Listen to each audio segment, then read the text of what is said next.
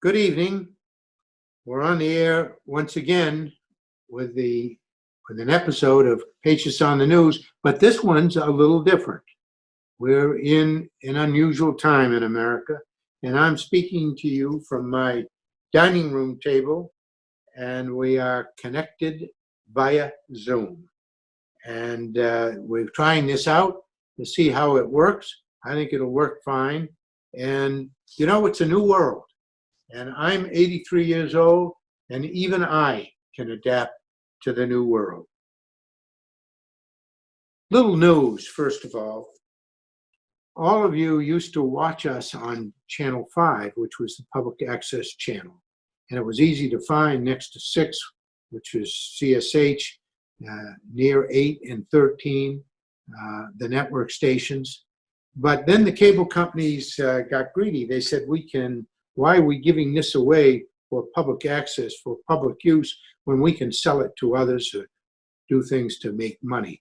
And so across the country, they began sending public access television, your municipal television, to what we call Siberia, way out there. This one is on channel 1303 as opposed to channel 5.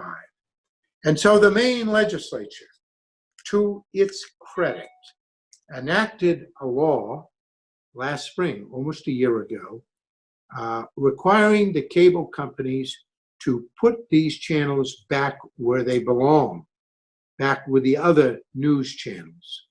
And it passed easily. Republicans and Democrats alike banded together to accomplish that, enacted the law, and immediately the cable companies, these are all national, there are only 3 or 4 cable companies left in America. They control everything, and they're very powerful. And so they filed suit against the state of Maine, seeking to declare these new laws invalid, saying that all of this had been preempted by the federal government and the Federal Communications Commission, which these cable companies for years have had enormous influence with. They have huge lobbying groups in Washington, and they usually get what they want from the FCC. They didn't get what they wanted from the Maine legislature, and so they sued to overturn it. And last week, a very talented federal judge, Judge Torreson of the Maine Federal District Court, came down with a decision ordering the cable companies to put this program and all other public broadcasting back where it belongs in Channel 5. And that's where you would ordinarily find your town council meetings, planning board meetings, things of that sort to keep you informed about local events. And so we're waiting to see what's going to happen. The cable companies have a choice. They can either abide by the Maine law, or they can appeal to the United States Circuit Court of Appeals, one court below the Supreme Court. If they do that, they're running a risk, because their fear is not what happens in Maine. Their fear is that this is going to catch on. And I can tell you that if this case, this Maine federal court case, is upheld by the United States Court of Appeals, what happened in Maine, what the Maine legislature passed, will be passed in 49 other legislatures. And the cable companies know that. So they have a big decision to make. Will they just say, look, we lost in Maine, and let's just try to isolate this situation and do what we're told by the state in Maine?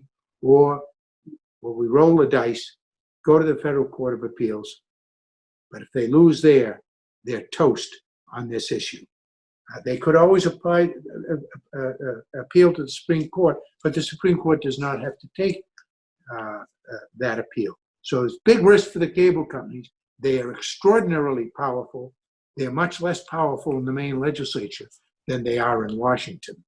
So having said that, let's talk a little bit about the pandemic, because that's all people do talk about. This is a national battle. This is a battle that involves all of us, not just in this country, the whole world. The whole world is inflamed with this virus. So the president, in a way, is correct. He goes on television and he says, I am a wartime president.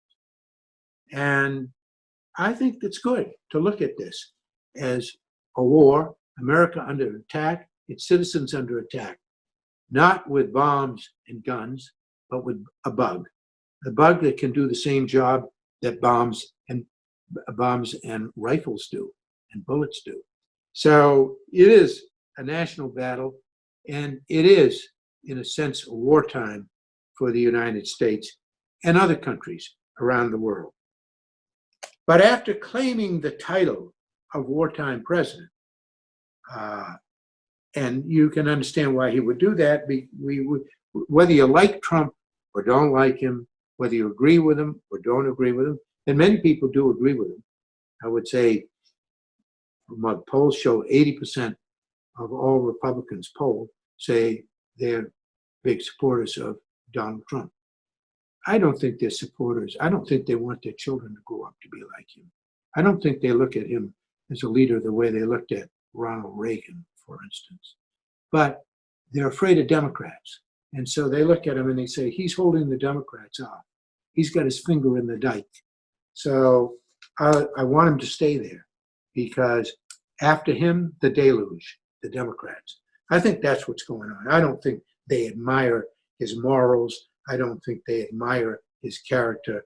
They say he stands between us and the hordes, the Democrats. So I'm pretty realistic about that. But he claimed the title of wartime president. And then he says, wait a minute, this is the governor's fight. Why are they asking me to do certain things, to take certain steps to get equipment to them? It's their fight, it's their problem, and this is a quote, we are not shipping clerks, says the President of the United States, the wartime president. You know, I'm going to, in a few minutes, talk about my experience, because I'm old enough, in World War II. I was a kid. But, you know, I was in grammar school, and I remember certain things. And I'm going to contrast those days and other days with the present day in terms of what's happening and where our leadership is. But first, there's another observation, somewhat related, but not political. We just finished, I suppose it is political, we just finished having a referendum in November on the issue of vaccinations. And it was an interesting result. It wasn't November, it was March. It was an interesting result. A lot of work was done by a lot of people to try to prohibit the vaccinating of children in our public schools. I think all of the people that I'm talking about have been vaccinated. I remember when going to school, and you would line up and they would vaccinate you against smallpox. The reason for that is smallpox had previously devastated the United States. And so we needed to ensure that it would not come back. And so all the kids got vaccinated, and we didn't have smallpox anymore. Polio. In 1952, my sister, young sister, got polio, hospitalized for a long time, in rehab for a long time. All of us were scared to death of polio because it was so communicable. It spread like the coronavirus. It spread fast, and it was devastating to people, and particularly children.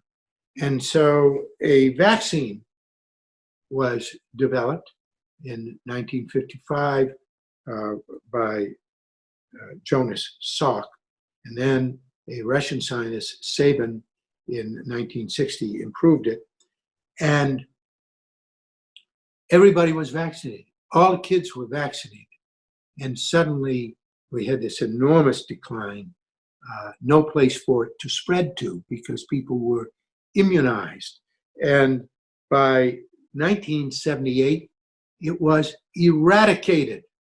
It was no longer a threat to the children of this country. They got vaccinated.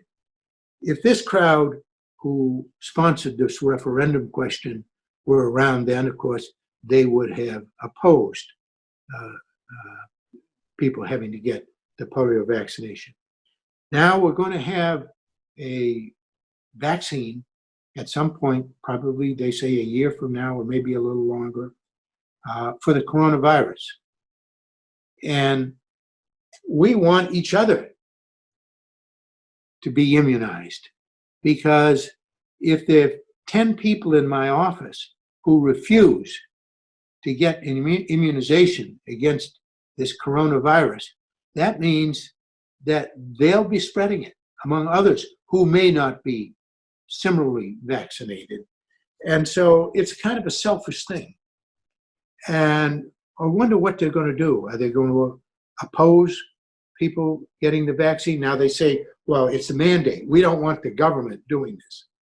Do they want the government, just to give you an example, saying everybody should stay at home? Do they want the government mandating that restaurants close?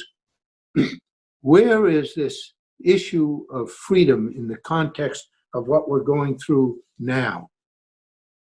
Is there a time when the freedom of individuals needs to be less than the freedom of the whole, of everybody, to be free from, in this case, disease? So these are a lot of questions that we need to address and we need to talk about, and we need to have adult conversations about, not calling each other names. These are serious things. You know, I remember seeing a clip one time of an Eisenhower of an Eisenhower press conference, and it was televised, early days of television. Eisenhower was talking about the polio vaccine, and he said he, as president, wanted to make sure that everybody knew that there would never be a child in the United States denied the protection of the polio vaccine for want of ability to pay. As a president, he thought this was a national issue, and he stepped forward and took on people who I think said, you know, what's he talking about? He has no business talking about this. This is a personal matter, a matter of personal freedom. So we're going to see. We're going to see whether the group, for instance, who promoted this anti-vaccine, anti-vaccination mandate in the most recent referendum will emerge a year from now to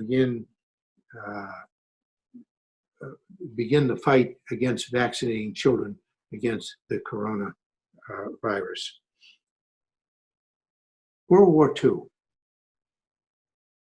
We were threatened worldwide. We were threatened in the Atlantic. We were threatened in the Pacific. We fought wars on both sides of the globe. I was alive. I was a young kid, but I was almost 10 years old when the war ended. And I remember a lot about life in those days. There was a lot of sacrifice on the part of people. Our national government exercised its powers, meant less freedom for the individual. And we were told to do certain things, you know, the little things that I remember. Periodically, once a month, there would be an air raid drill. Sirens would go off in Cape Elizabeth. I lived in Cape Elizabeth. Sirens would go off, the fire station sirens. And it was the same would happen in every town in America. The sirens would go off and people would have to take shelter. And people empowered by the government, air raid wardens, would be on the streets. And they would require you, they had the right to enforce you, force you to go into your home and to take shelter. Cars were stopped and pulled over and people had to take shelter in their cars. This was the government exercising its power for the common good. So we've been through it before. There are differences now.